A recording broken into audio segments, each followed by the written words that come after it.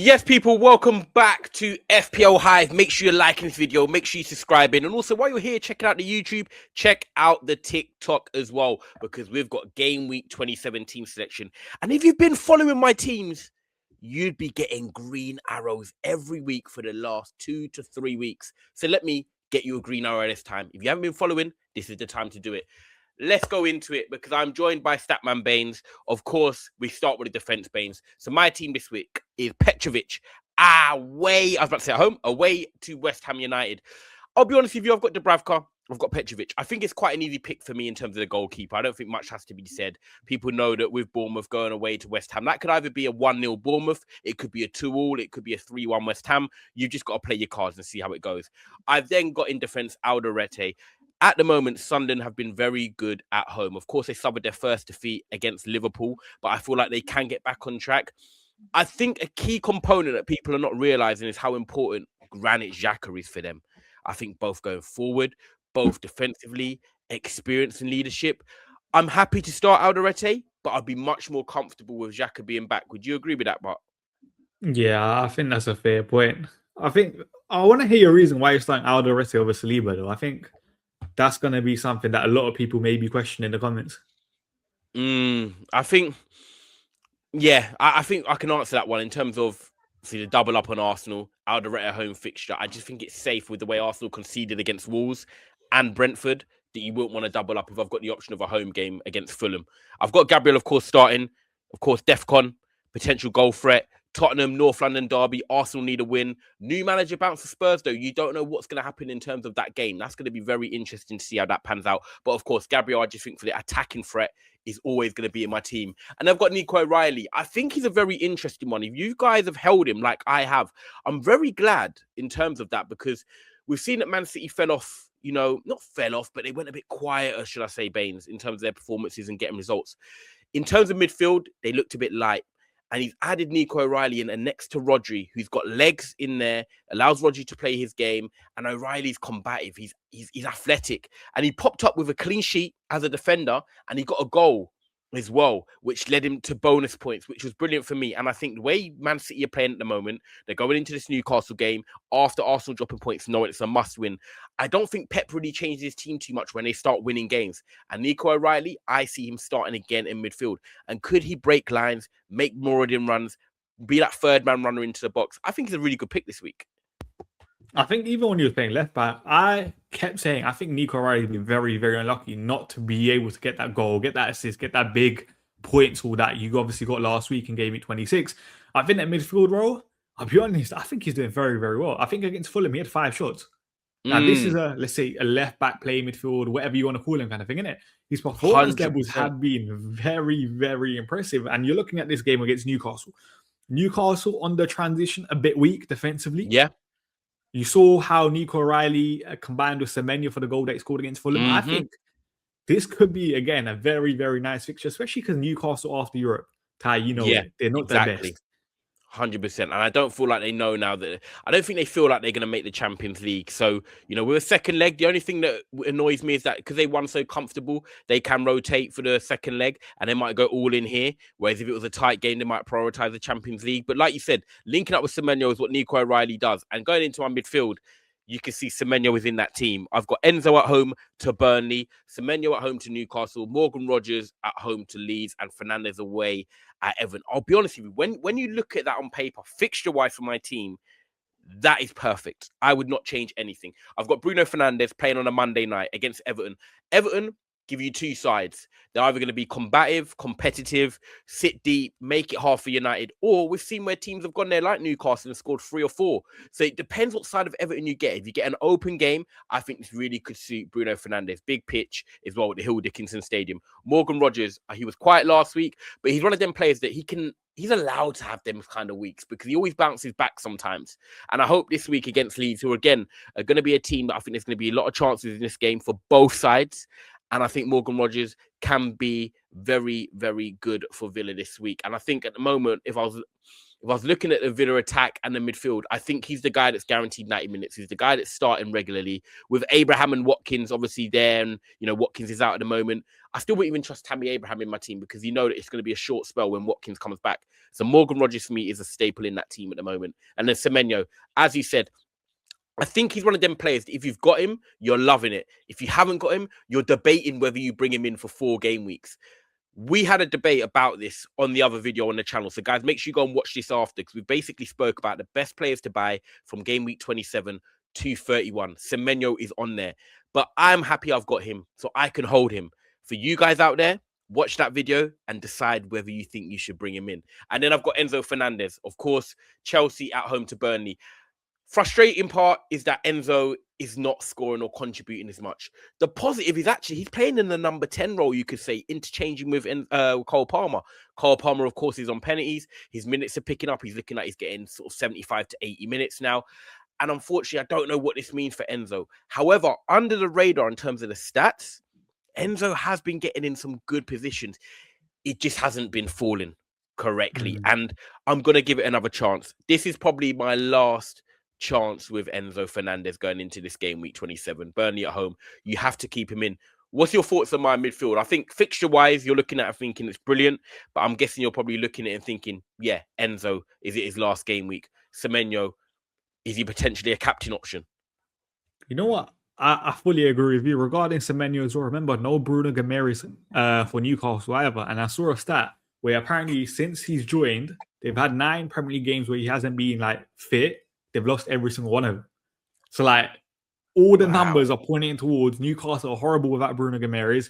Manchester City should win this game. And confidence is a massive thing. And you just know, after that game yesterday for Arsenal Wolves, Manchester City are sniffing blood kind of thing, isn't it?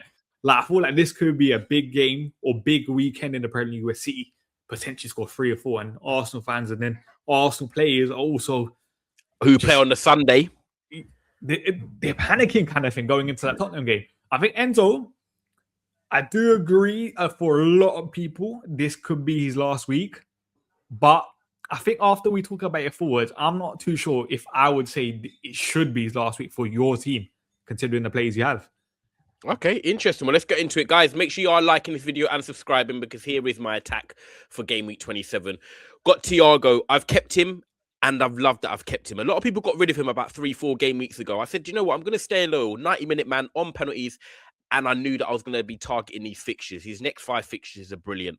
So I'm going to start Thiago in my attack. Brighton have been pretty unlucky in the last couple of games. I know people like you and other people I know have had Verbruggen in goal. He's conceded in probably the 80th minute in the last 3 games. It's been very frustrating for people to deal with that. Of course, Ismail Assar did score about the 65th minute, but you know what I mean. Brighton have been close to clean sheets and have not been getting them.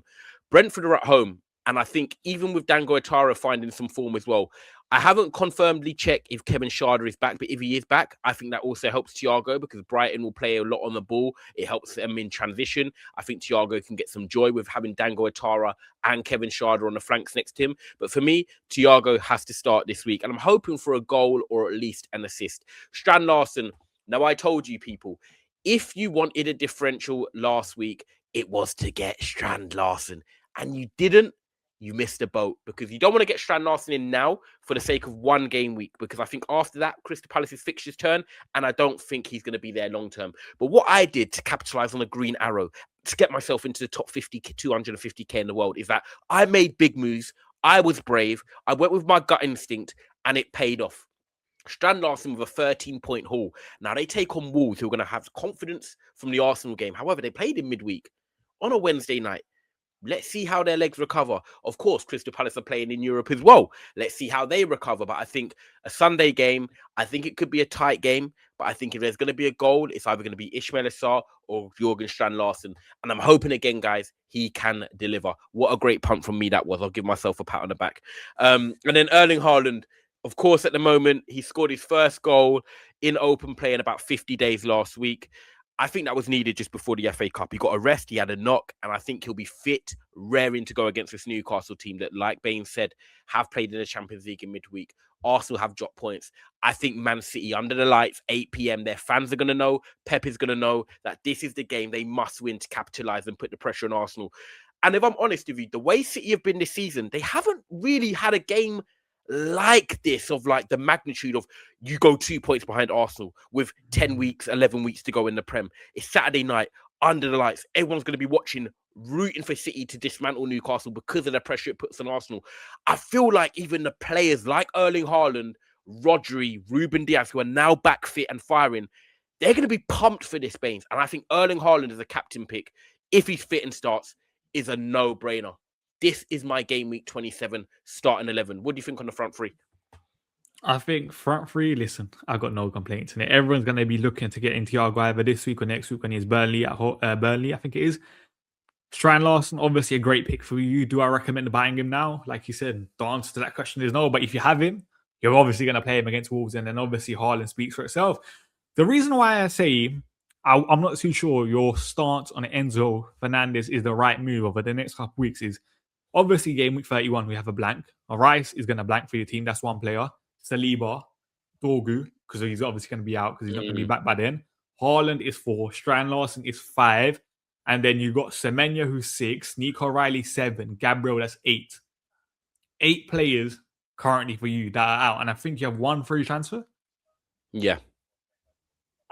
Enzo Fernandez, listen, I know his fixtures are not the best, but at least you're going to have a playing player in game week 31 if you keep him, kind of thing, who has Everton that week, innit? And we know Enzo Fernandez, even in the harder games, he's always a 90-minute man. He's going to play for Chelsea. I'm not too sure with the transfers that you have left that Enzo Fernandez is the best person you should take out. Yeah, I'm definitely... So Declan Rice for me is going after this week. He's on the bench this week, as you can see, Saliba is as well. The reason for that is that it's Tottenham away, North London derby, new manager bounce. Gabriel is enough for me. Nico Riley and Alderete both have home games, so that makes my decision easy.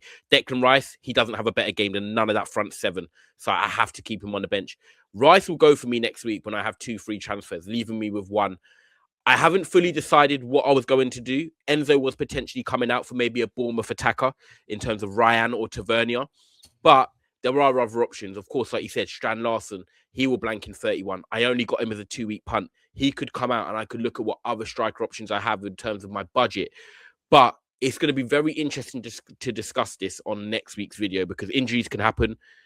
I don't know at the moment what my plan is for the second transfer, but Declan Rice will definitely be leaving my team. Probably for Florian Wirtz. If you get any injuries to your people that play in 31, I think you're going to be in a very tricky position navigating that period with the players you have. The thing I would say, though, looking at the fixtures in game week 31, I don't necessarily think it's a necessity to field 11 players. The reason I say that is if we're looking at especially defenders, forget midfielders and attackers here, I'm not too sure if there's really much upside with a lot of defenders, bar maybe Joachim Andersen against Burnley at home kind of thing, isn't it? Yeah. Because you got Aston Villa against West Ham. West Ham have obviously picked it up over like recent weeks. Chelsea have Everton that week. That's a difficult game kind of thing. Liverpool, Brighton, Bournemouth, Manchester United. There's no like banker clean sheet kind of thing, innit? Which is why like 10 players, if you can get to that, might not be the worst thing in the world. If obviously that player that's playing or not playing is a defender. Yeah, I do agree with that. And I think like we said in the other video, if people make sure they watch it, is that last year there was a big emphasis, I think, on, you know, defenders. Now with DEFCON, especially in midfield as well, I feel like it's taken a bit of the light away from the defenders. And having a good defender is obviously very good because it can pay off. Look at Van Dijk, game week 26, 17-pointer, much needed for a lot of people trying to climb rank. However, that's not every week. Do you know what I mean? And I know that hurts you because, of course, I don't know why, but of course you took him out of your team in the last second. But it makes such a big difference, doesn't it? And I think at the moment I need to focus on my game week this week, getting through that unscathed and trying to get another green arrow because I think the team is very good in terms of the players and the fixtures I've got. It's just whether they do deliver. But of course, this is my game week 27 team selection. Guys, make sure you are liking this video. Make sure you are getting your comments in. Make sure you are subscribing as well. And if you haven't already, please check out the TikTok. This is FPL Hive, Game Week 27, and this is my team selection. Go and get them green arrows. And Baines, thank you for joining me, actually.